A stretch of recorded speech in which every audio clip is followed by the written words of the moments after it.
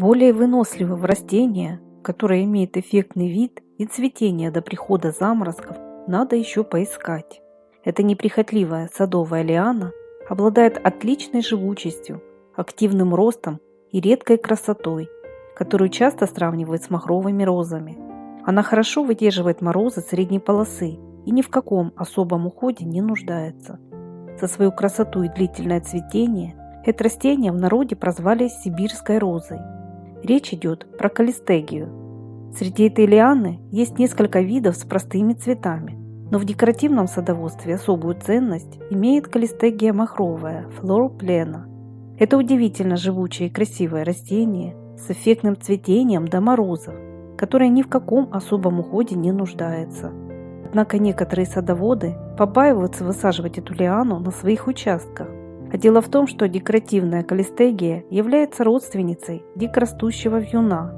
По своей природе она имеет сильно разветвленную корневую систему и способна давать поросль. От своего дикого родственника калистегии досталась редкая живучесть и неприхотливость.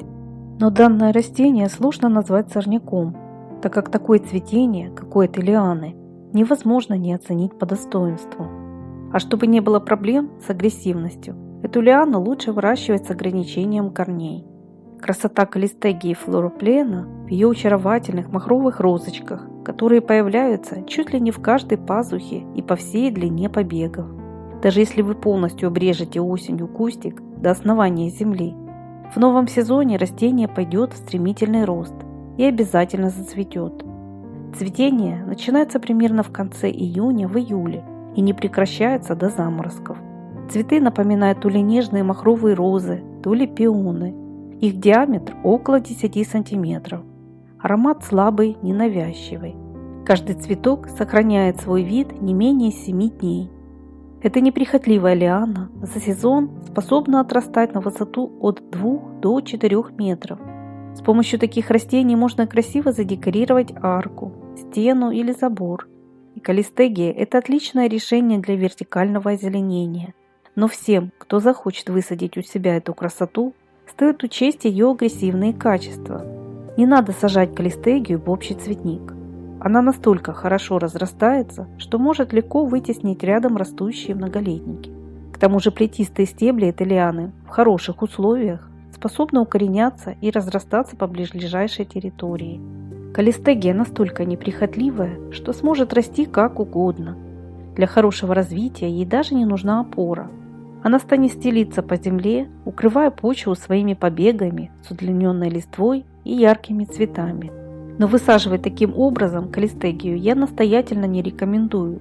Если вы не хотите постоянных проблем с ее порослью в самых разных местах, посадите ее в прочный и глубокий ограничитель, например, старую пластиковую бочку или ведро без дна, копанные в землю.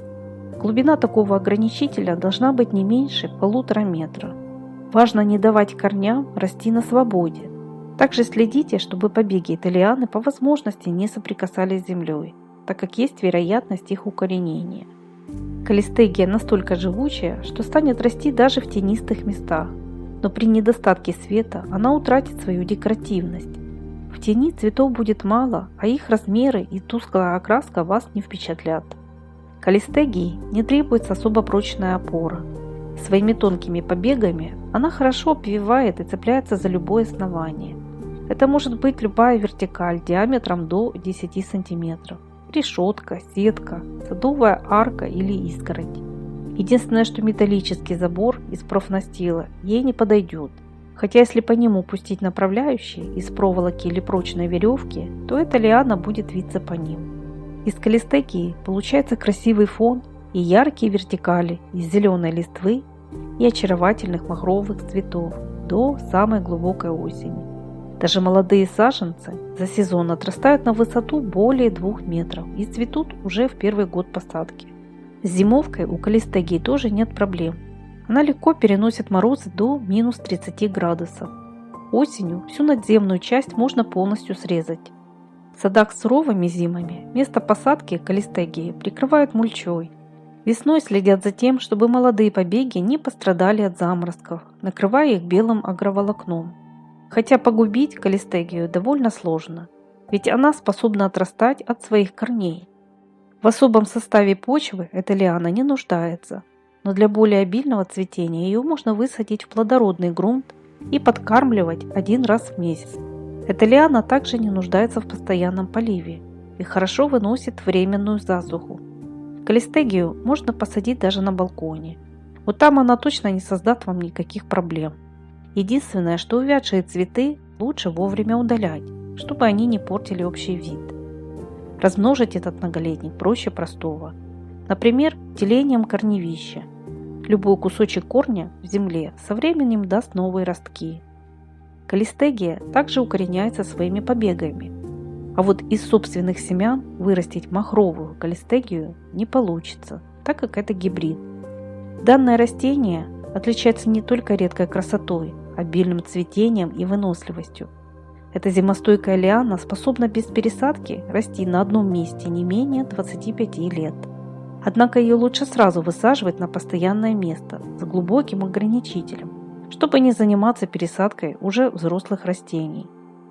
При несложном уходе и контроле корней калистегия способна преобразить не только сад. С ее помощью можно красиво задекорировать придомовую зону, террасу, садовую арку или беседку, а также балкон.